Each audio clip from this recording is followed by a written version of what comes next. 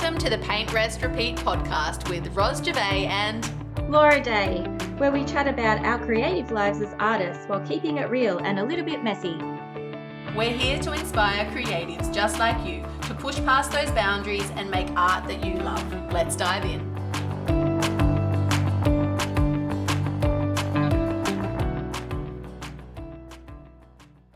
Hello, everybody, and welcome to another episode of the Paint, Rest, Repeat podcast. Laura and I are super excited today, as always, because we're going to be bringing you a topic today around art biz strategy. So we're going to be zooming out and helping you to zoom out so that you can dive on in and make some good decisions for the future.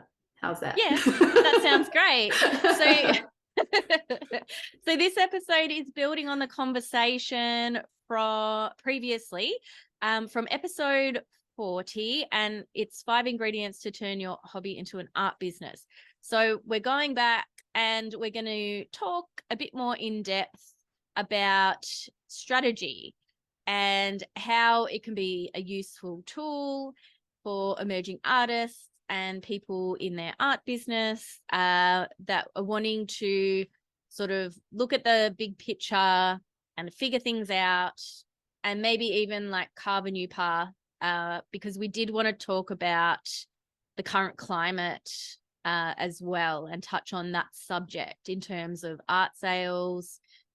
Maybe people are seeing a decline in their original art sales. So I think that's sort of important to intertwine into this conversation. What do you think, Ros?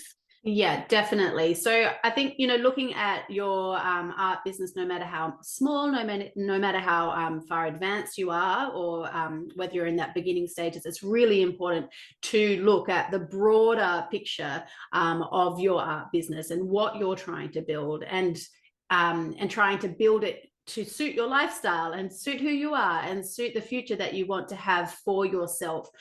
So rather than just sort of following opportunities, which I think is what I did a lot at the start. Did you do that as well when you first started out? What do you mean? Just sort of saying yes to things and just sort of following your nose and just saying yes to different things, rather than thinking, oh, hang on. Is this aligned with where I want to go? Yes. But I was also much younger then. There is that. And also sometimes, to be fair, sometimes you do have to try something to see if it is something that you want to do more of. Anyway, I've leapt ahead here. We like to first talk about the topic, don't we? And why it's important and who this episode is for, etc. So do you want to explain more around that one, Laura? Well, I guess people that are wanting to grow their art business, they want to expand, they want to take their art seriously and have a professional career as an artist and a creative person. And this episode will probably help them to make some decisions and gain some clarity. And I'm imagining like who this episode is for, possibly emerging artists that are starting out, but then also maybe people that are needing a redirect. Yeah. What definitely. do you think? Yeah, that sounds about right. And maybe yes, people like me who just want to say say yes to everything, and then they need a reminder to stay on track. We're just before we hit record, actually, I was just saying to Laura that I've been asked to do a children's birthday party, like an art birthday party. I'm like, what do you think, Laura? Should I say yes? Anyway. That was one of the things that I said yes to at the start. I was doing kids things, and at the art gallery we had large groups of kids for the school holiday program, and by doing that, and I did numerous workshops, I learned that I don't like teaching kids workshops. I'd rather teach adults. There you go. And you learn through that. And I think also sometimes just because you're good at something doesn't mean you have to do that. That's it. That's the other thing, because Laura, you're amazing with kids and you're amazing with art. So the combination just makes sense. And the kids would have loved it and would have loved spending time with you. And then the parents would have loved seeing the kids having the best time of their lives. So, like it could work, but just because you're good at it doesn't necessarily mean that's what you should be doing. So yeah, so that's what our chat today is about. So, so you've shared who this episode is for, and have we talked about why why it's important to look at the strategy? I feel like we have. Tell me why, Roz. Why would it be important for people to clarify their direction and have a strategy in place? It's mainly around that alignment, so that you're building a business that you want to have and not getting yourself into a situation where you have a business that just does not work for you. And it helps you to make those smaller decisions along the way, so that you can be making those steps towards where you want to go. Yeah, totally feel like this episode's for me of the past, just saying. So would you say that starting with that big picture vision and imagining that lifestyle factor, how it fits into the rest of your life, like starting with that as, you know, as your guide. Yeah, definitely. And also, trying to look a little bit into the future, especially around family life, and things like that. So if you're hoping to have children, or if you have young children, but they'll be in high school and doing their own thing sort of thing in 5 years' time, what's life going to look like then? Actually, I'm thinking of Kate Quinn right now, because I think her kiddos are in high school. And so when the kids change, your art business can change and evolve and shift. So just keeping all of that in mind, the bigger, your family life and the stages and where you will be at in that 5-year marker. Yeah, definitely.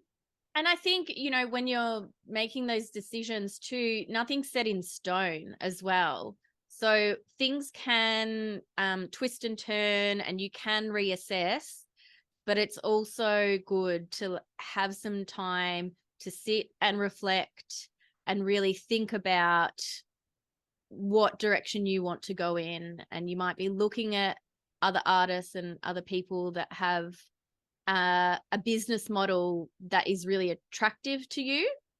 But then it's also like, it's nice to sort of watch people and sort of create a picture in your mind of their success, but does that sort of business model fit within your current lifestyle? And it's good to like sit down and really think about whether it is a good fit or not, and whether that is the path that you want to pursue. Yeah, because what's coming up for me as you talk about that is comparisonitis, and that sort of space where you see all these other people doing these amazing things, and you might feel jealous, you might feel sort of anxious, you might feel on edge, you might feel like you're not achieving, or you might feel all of these sorts of things, or you want to do that, and then you want to do that, and then you want to do that, and then really what you need to do is stop, notice all of that, but then come back down to, okay, all right, cool. So there's so many options out there. There's so many things that can be done. But what am I building, and why am I building that? And does that suit my lifestyle and my situation? And it just really helps with that comparisonitis, because I think especially for artists, and especially if you're on social media, Instagram in particular, it's pretty in your face, I would say. Yeah, definitely. Definitely. So practical tips for people that are wanting to carve out that big picture vision. Would you suggest Pinterest boards? Would you suggest mood boards or vision boards, journaling, official business plan? What sort of things? For me, I'm journaling. I recommend journaling over anything else. But if you're and actually I'm a visual person, funnily enough, but writing helps me to get my head together.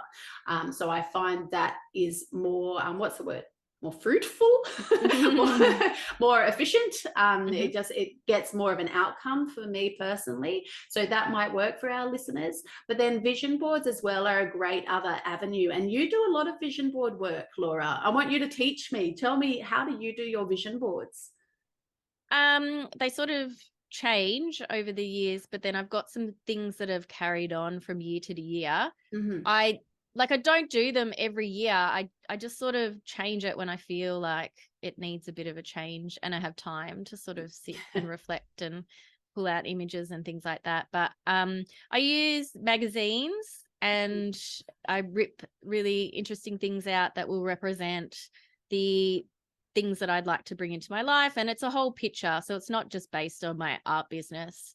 So I've got my creative lifestyle, the sort of studio that I would like to have, my physical environment, and then lifestyle aspects around like food, fitness, lifestyle, and then other sort of personal things that I would like to bring into my life. I rip out words or headlines as well, and empowering words. Sometimes I print out words, specific words to add onto the vision board. And I've got one that's quite large that sits in my art studio.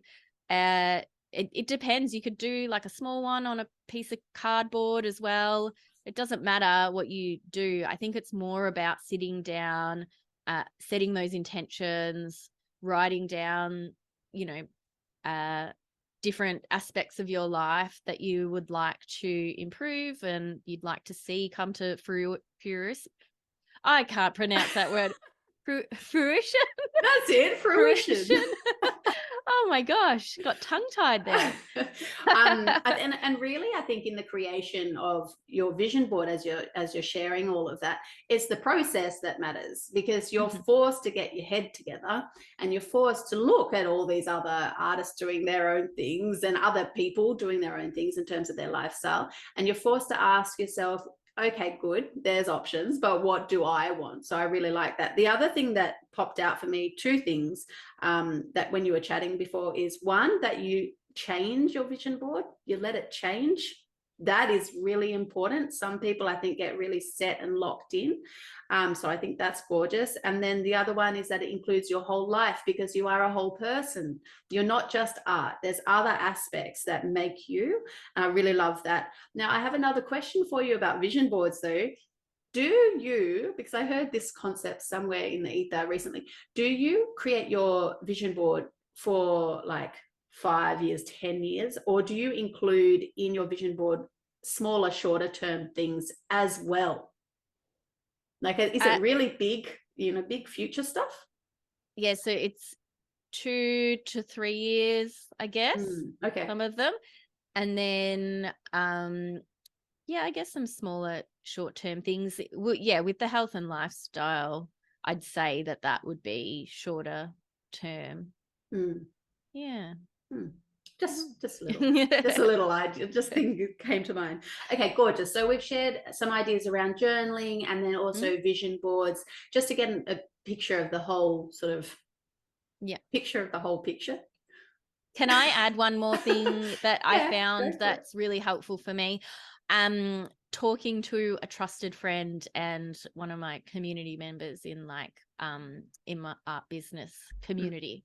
So someone that knows you really well, someone that is your believing mirror, and someone that just really gets you, and then talking about the sort of big picture things that you want to bring in.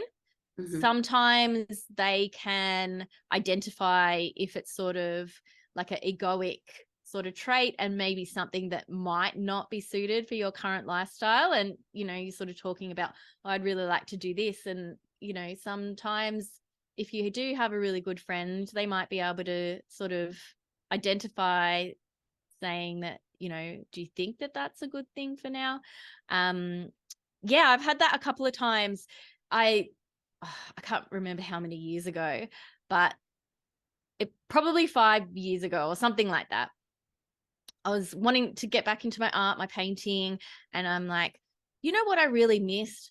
I really miss being at art school and then having that co-working environment. And then I was talking about wanting to start up this whole creative artist hub, hiring this big space, having little artist studios, and then we all work independently, but then we've got this communal co-working thing.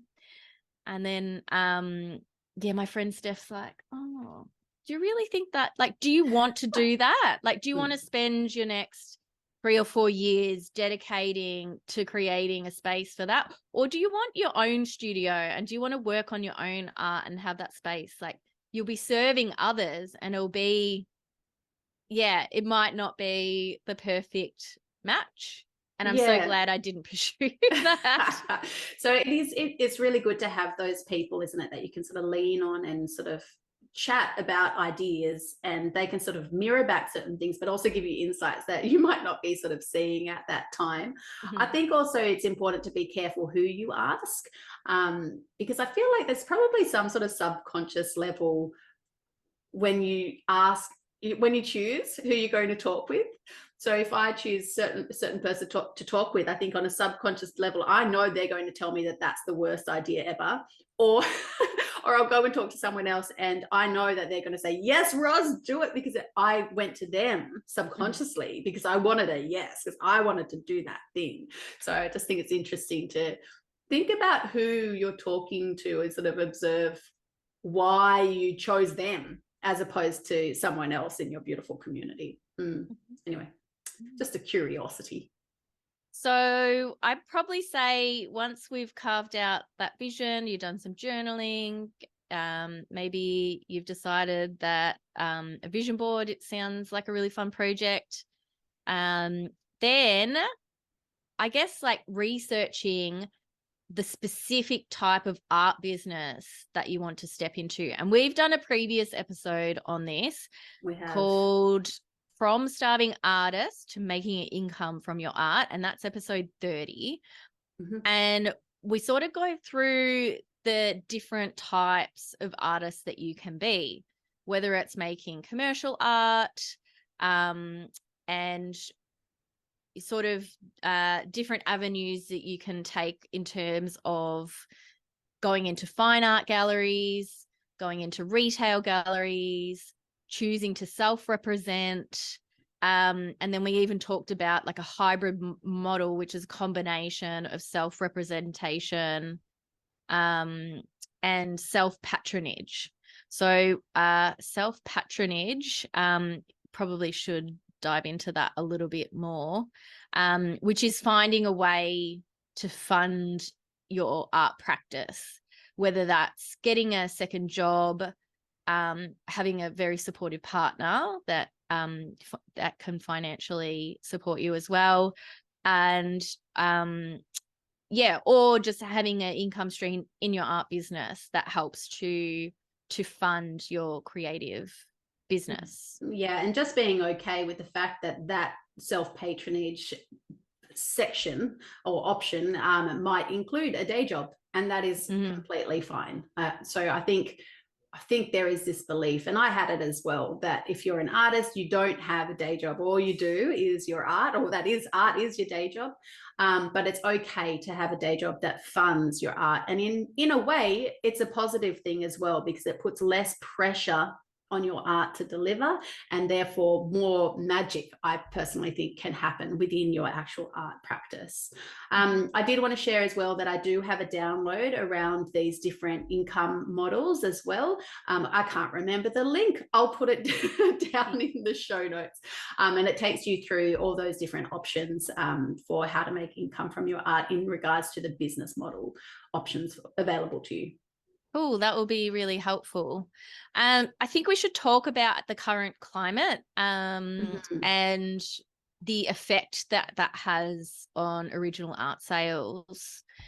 And did you want to touch on that topic? Yeah, definitely. So here in Australia, we've been having a lot of interest rate rises, which has made a cost of living increase. And it's so because of that, there's been a lot of pressure on a lot of people across Australia financially. And so that has impacted art sales, and original sales in particular, I've noticed are sort of dropping. And that is the reality of the situation right now, in my opinion. And I'm not an economist, I've not studied anything financial like that, but it won't remain this way. We're going through a difficult period at the moment, and for me, what this does is, in my mind, it goes ding, ding, ding, multiple income streams. People get that going, because what that's going to do is it's going to help you to even out your cash flow at times like this. So if you can do some teaching, if you can have instant downloads of your artworks on your website, if you can have other options going, it's going to carry you through times like this. And there will be another time like this. So we're having a difficult time right now, but in 5 years time or 10 years time, we're going to have another version of this. It's life, right? Ups and downs and all of that. So if you want an art business that's going to last, you need, in my opinion, and open to debate, you need these multiple income streams. I think it's just smart personally. Yeah, what do you totally think? agree. I totally agree. And I think some artists that really did quite well at the start of COVID, and they had a big boom in art sales because people were locked down. They were probably stressed and they were wanting to do some retail therapy to make them feel better. And they were in their homes looking at their blank walls, and they're like, I want to invest in some really beautiful art to make me feel really good.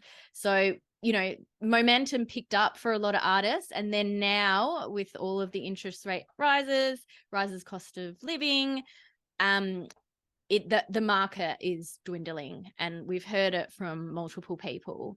And having your own business is all about reassessing and trying something new.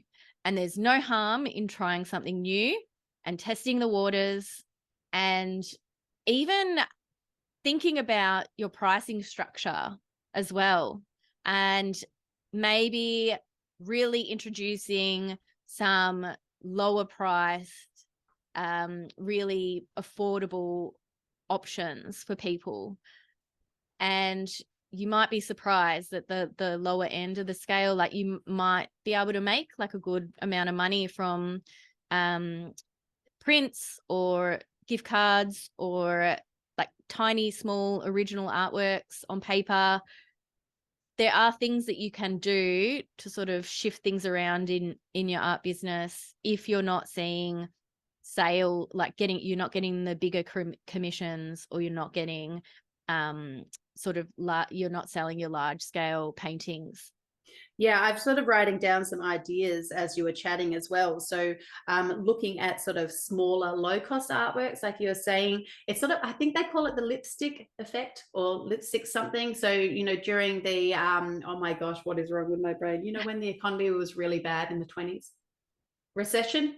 Yes, Yeah. during the major one in the 20s, there was this lipstick sort of concept where all the women would still go out and buy lipstick because it only cost at the time probably, I don't know, $5, $10 then, but it's a little thing to pep them up, make them feel good, and lift the mood despite everything else being a little bit yuck at the time. So smaller, lower cost artworks like you were suggesting are a good way to do it. Ways of pepping other people up as well. So even having your artworks with affirmations or inspirational quotes, looking at well-being of other people as well. So maybe running your own workshop online. It does not have to be perfect. Do not go for that perfection model, but grabbing some friends together, getting them to pay you $10 or something to do an art workshop with them over Zoom or even in person, but however you want to do it, but thinking about well-being of others. Other idea I wrote down as well was happy art mail. Like, wouldn't that be really cute if you could buy for a friend that was having a hard time, you could buy them a little artwork, just like a postcard size, that you would mail for them with a little love note off to that person. You know, there are ideas if you can open your mind to think about how people are feeling at the moment and how your art can make a difference in their space. Yeah, that's awesome. Another thing, maybe if you've thought about exploring your work on products, that it might be a good time. Like, this is a good opportunity if that's sort of been in the back of your mind, thinking about how you could turn your art onto apparel, onto tea towels, onto aprons, onto tablecloths, onto earrings, gift wrap. There's a myriad of different things and ways that you could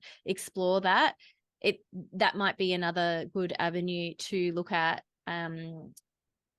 With extra income streams. Earrings are 100% my pet me up. Like, yeah, me too. Yeah, there you go. So if everything's bad, and I will still buy a pair of earrings because it'll make me, you know, give me a little bit of a pep. So yeah, good avenue, everybody. I like that idea.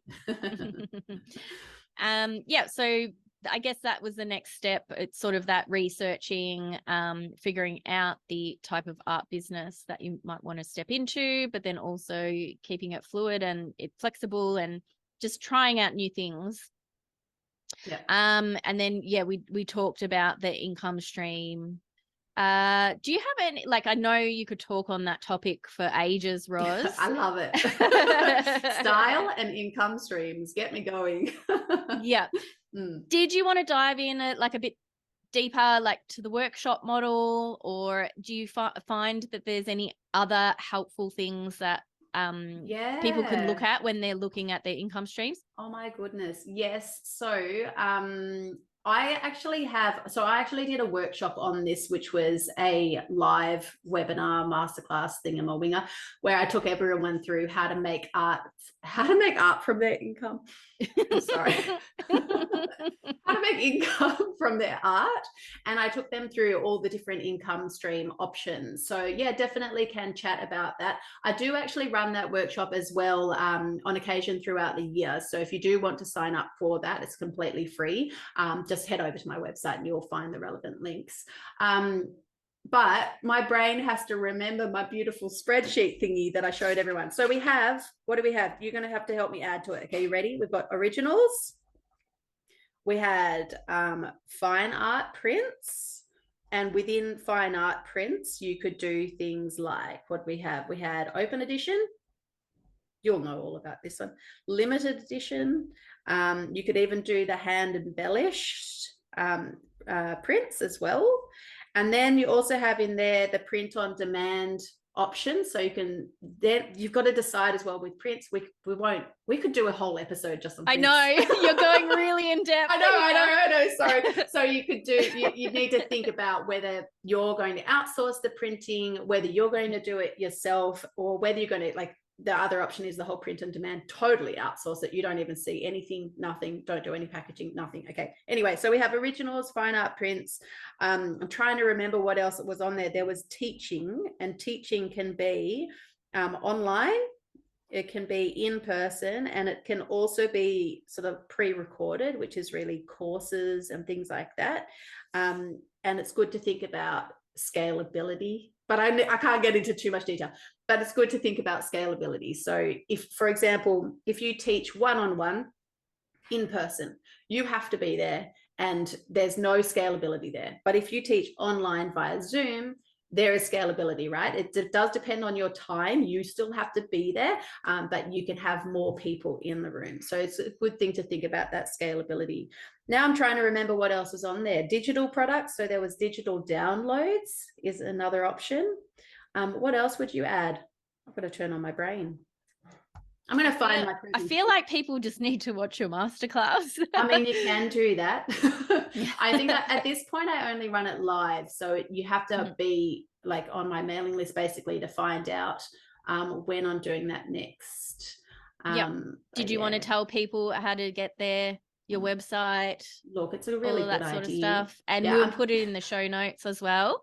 Okay. Yeah, no, that sounds good. So, yeah, no, that's such an Australianism, isn't it? Yeah, no. Yeah, so my website is permissiontopaint.co, and then I believe the money masterclass, if you want to register for the next one, whenever that is it's permissiontopaint.co/money, and then you can hop on the wait list and I'll let you know when the next one is on. But yeah, it got good reviews, so it will actually help you. I'm into actually helping people, not a bit of fluff. Yeah, amazing. Yeah. All right, cool. So yeah, if you really want to dive in deeper and like get some more info and research into all the different avenues, definitely get on Roz's email list and get notified when that's coming up. I just wanted to say a side note as well. So we are breaking down that 5-step process, but the next two are goal setting and mentoring. So that's like, listen ahead when we record it and release it in the future. That's what's coming up. Yeah. So I guess this episode is all about clarifying, visioning, researching, and then the next steps are to follow. Definitely. And the key point here that we want you all to take away is that it is really important. It is absolutely essential for you to step back and to look at your broader business strategy so that you're moving in the right direction. That said, we also would like you to have an open mind around trying different options, especially in the current climate, trying different options and inclusions of income streams in your business, but making sure that that is still aligned with you. So it's got to go all hand in hand. So that's our current takeaways for you. There's a couple of things that you can grab as well. What did we say? We said listen to episode 30 to learn more about making money from your art. We also said to go and get the download around the different types of income streams available, not income streams, sorry, different types of art business models available to you. Pop your name on the waitlist for the Money Masterclass if you're keen. And also, if you would like to listen to the episode that takes you through all the different parts that you need in order to turn your hobby into an art business, go and listen to episode 40 as well. That would just give you the broader picture so you understand how the strategy sort of fits into the whole thing. Amazing. You covered over all of it. I was just listening and I'm like, sorry. Yeah. So good. Yeah. So thank you. That was a good chat. I hope it was helpful. It was a really good chat. And if you have any questions, if this episode, like you want us to dive deeper into certain aspects, I think that would be really useful, and let us know definitely. Did you talk about 5-star rating on Spotify? No. So if you enjoyed listening to the episode today, make sure you do leave us a review because it helps us to reach even more creative. So you can either do that on Spotify by doing a 5-star review. We already are rated as 5 stars, and I believe we checked this morning. Yay.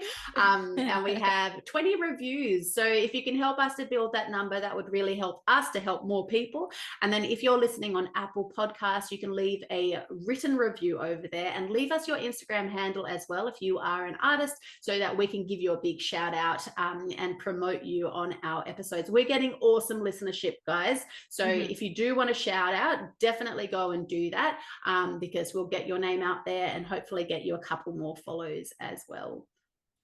Awesome. It was really good to connect with you, Roz. Oh, you're making me emotional. As always. All right, everyone. We'll talk to you soon. Bye. Bye.